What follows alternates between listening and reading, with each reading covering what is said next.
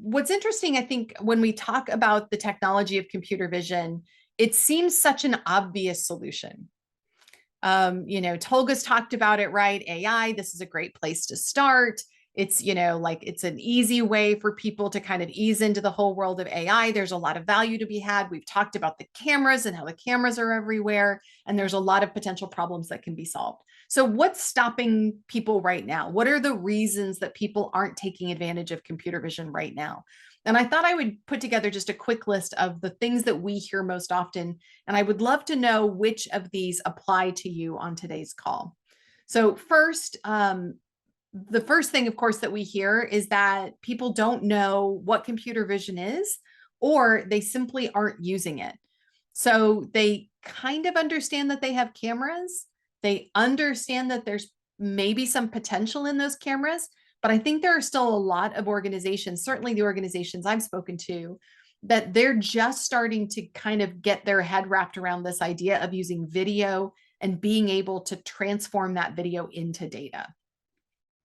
I think the next one that we hear a lot is that they're really focused on using kind of that old-fashioned technology, things like scanners. We've been working with a couple of organizations recently who have boxes and a lot of shipments happening, and they're using these kind of specialized bits of hardware. But of course, that's costly, and there are limits to what those hardware can do for sure.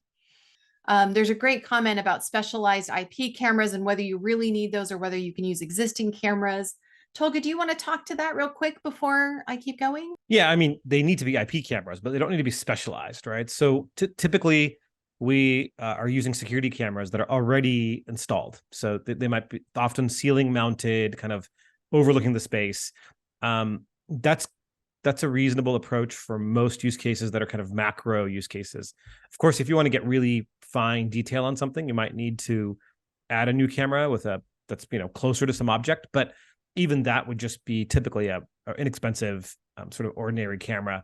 Rarely do you need something specialized, and never do we suggest like an AI camera, because the problem with a camera that has AI built in is now you've kind of combined your AI capability and your actual physical camera, and now you can't upgrade them except to upgrade them together. And it's probably not going to be the way you want to upgrade them. The actual optics will probably last you a decade, but the AI built in is going to be outdated in months. And so we suggest using, quote unquote, not smart, or call them dumb cameras, and just using them to get the video and then keep the AI out of the camera.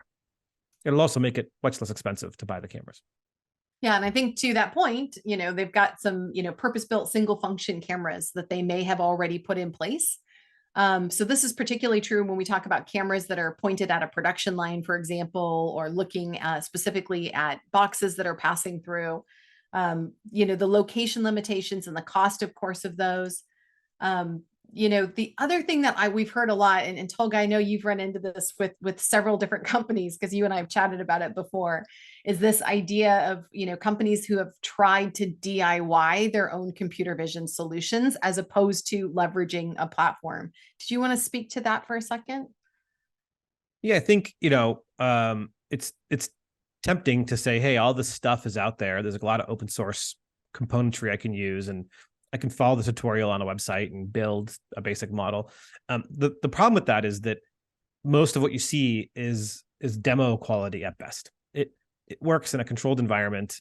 It works, just accurate enough to get through a demo. But the real world is much more difficult, and the problems in the real world are much more difficult. And trying to solve that on a DIY basis by assembling componentry is really, it's not an undertaking that makes sense for most companies to do on their own. And it makes a lot more sense to be able to leverage a platform that solved those painful components, and you can focus on just the business outcome of your use case.